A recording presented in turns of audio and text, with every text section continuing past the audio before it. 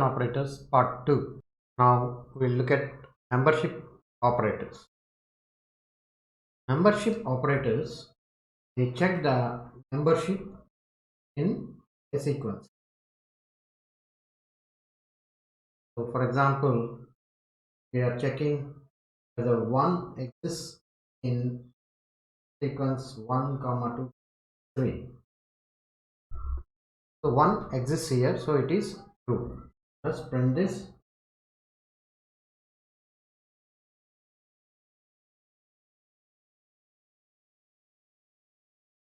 So true.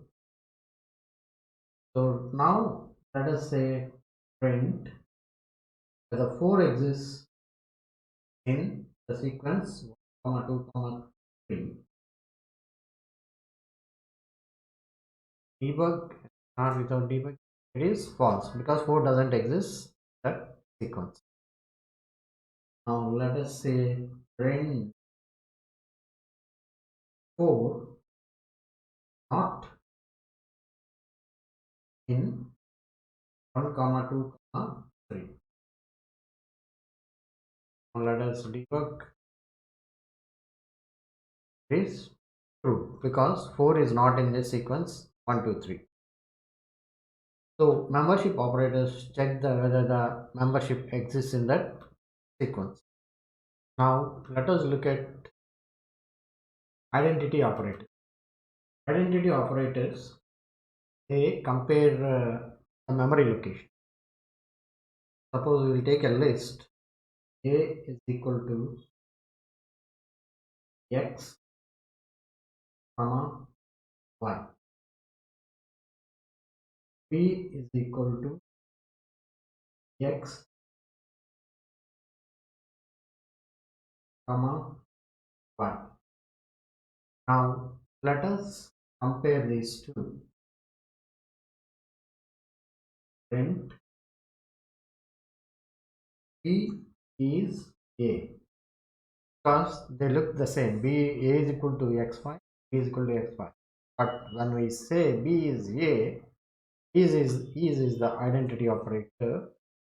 These are pointing to memory locations A and B. So these two memory locations are different. Even though the values are the same, the memory locations are, so B is A should be false. B is A is false because they are pointing to different memory locations. Suppose we will take another C equal to A. Now if I say print C is A, C is pointing to the same memory location as A because we assigned A to C. Now if we say this is true, C is A because they are both pointing to the same memory location. I say print C is B because A is not equal to B. C, even though it is equal to A, it shouldn't be equal to B. Is false. So here B is A is false, C is A is true, and C is B is false. So not the values that we are comparing, we are comparing the memory location. That's the reason why this is showing the results like this. Now let us look at bitwise operators. The binary number for decimal 1 is 1. For the binary number for decimal 3 is this one.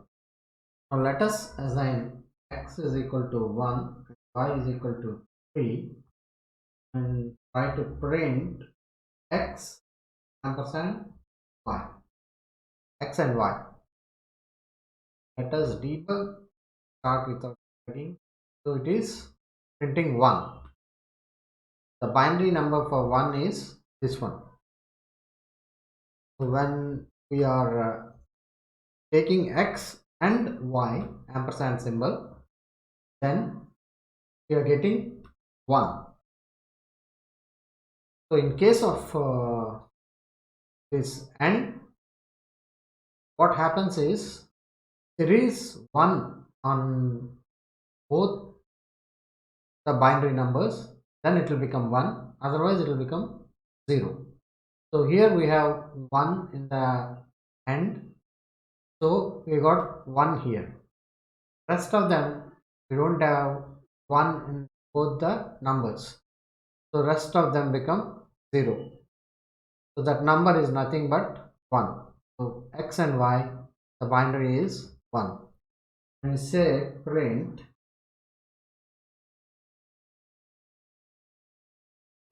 x or y,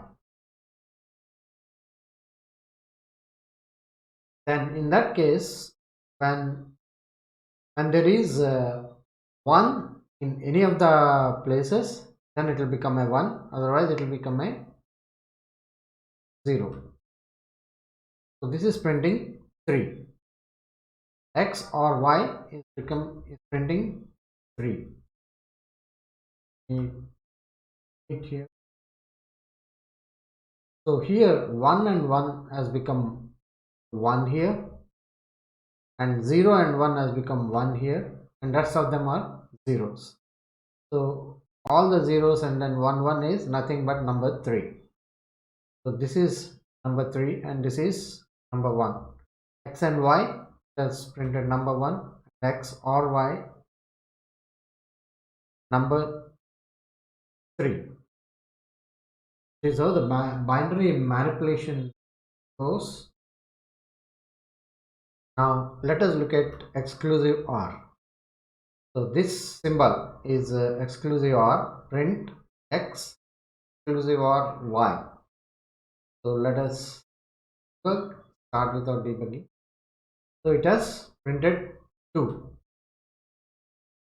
So in case of exclusive OR, if there is here, let me drag this a bit so that it aligned. This one goes. So in case of exclusive OR, this 1 and 1 has become 0, and there is only 1 here and 0 there, so it has become 1. So if there are 1s on both the numbers, then it will become 0.